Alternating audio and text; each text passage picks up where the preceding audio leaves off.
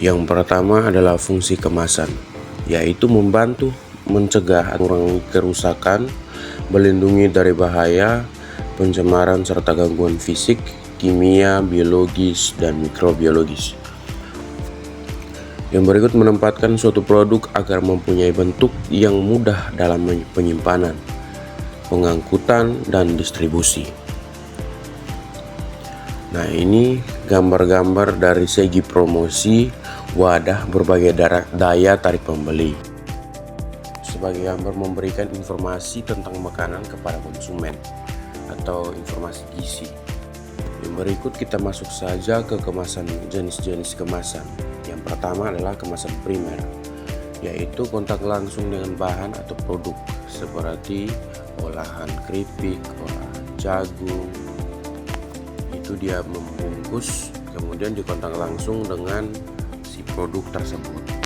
Kemudian jenis kemasan sekunder, mengemas lebih dari satu kemasan primer. Seperti contoh gambar tersebut adalah minuman yang sudah dikemas memakai botol kaca, kemudian dikemas lagi menggunakan kertas.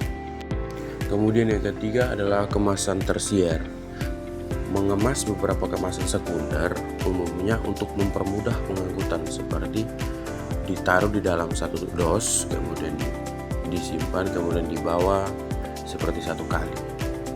Nah, yang berikut kita masuk ke dalam kemasan tradisional. Yang pertama yaitu bambu, daun pisang, kulit pohon, gerabah, daun jati, daun aren, kemudian daun kelapa.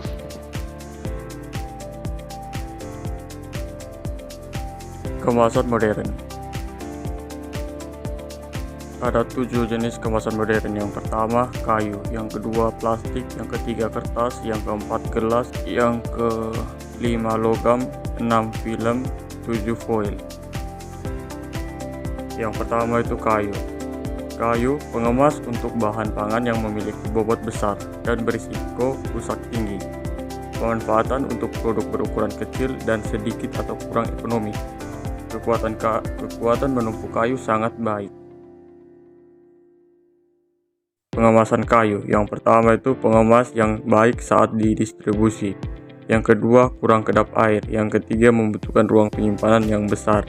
Contohnya kayu, lumber, veneer, plywood yang digunakan untuk rat, dilengkapi pengencang kawat pita, baja, paku. Yang berikutnya kemasan plastik. Kelebihannya harga relatif murah, dapat dibentuk, dapat didesain, bentuk disukai konsumen, dan biaya transportasi relatif murah. Jenis-jenis plastik ada 7. Yang pertama PET atau PET, anjuran pemakaiannya hanya 1 kali pakai.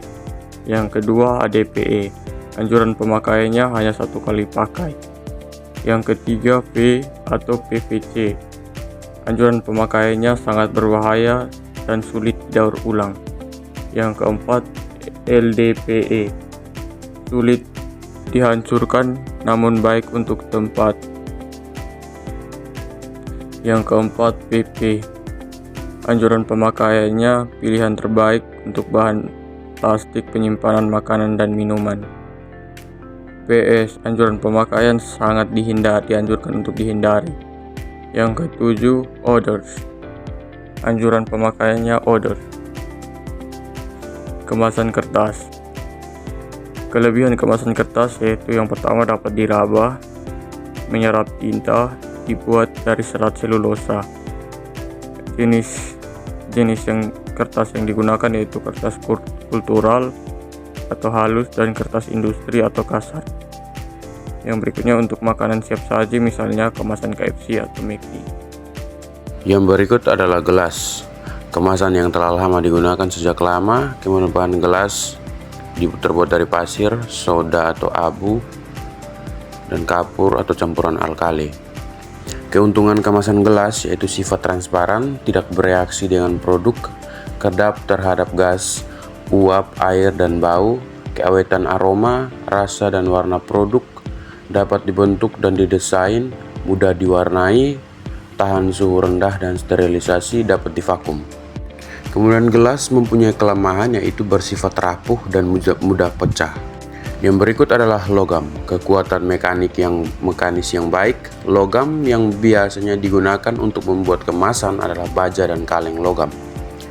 Yang berikut adalah baja, yaitu pengemasan produk cair, semi padat, dan tepung, yaitu baja minyak saus, manisan buah yang dikalengkan, pelarut organik.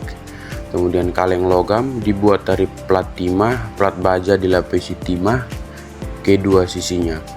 Tebalnya 0,25 mm, lapisan timah 0,00025 mm. Kemudian adalah plastik foil. Plastik foil memiliki permukaan mengkilap, kemudian menarik, mudah dibentuk. Lembaran logam dengan ketebalan 0,15 mm, rata-rata ketebalan 0,00625 sampai 0,14 mm. Kemudian kekuatan sobek rendah. Aplikasi pada produk roti, makanan beku, obat, farmasi, bahan higroskopis, selai, dan saus. Kemudian masalah dalam pengemasan, yaitu pencemaran lingkungan, khususnya kemasan plastik. Harga kemasan mahal, lebih mahal dari harga produk. Kemudian kurang ekonomis, yaitu kemasan satu kali dipakai. Kemudian labelisasi atau tidak sesuai standar ketentuan.